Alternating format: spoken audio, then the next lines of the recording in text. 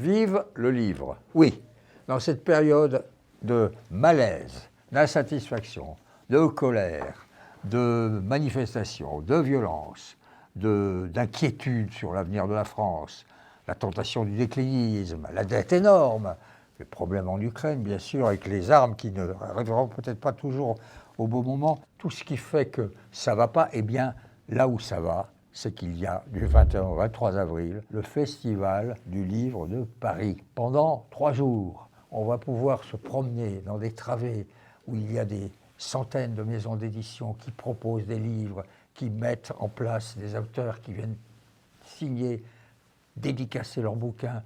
Moi, j'ai vécu ça comme écrivain, très très souvent. C'est merveilleux. Vous rencontrez vos lecteurs, des inconnus, des anonymes. Ils parlent, ils vous posent des questions. L'atmosphère est agréable. Il y a des scolaires. Le Pass Culture va permettre à beaucoup de jeunes de venir. C'est un moment où, dans cet immense palais, on sent une atmosphère sereine, curieuse.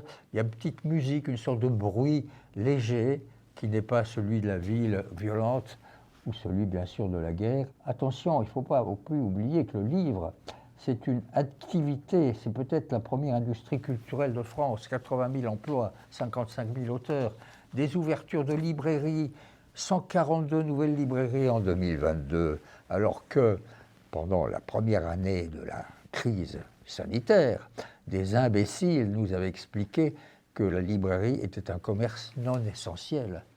Dieu merci, ça s'est vite arrêté. C'est la France, c'est ce qui est le plus intéressant peut-être en France, la culture. Alors ça se passe au Grand Palais éphémère à Paris. Éphémère, le Grand Palais peut-être, mais pas le livre, il n'est pas éphémère, il est essentiel.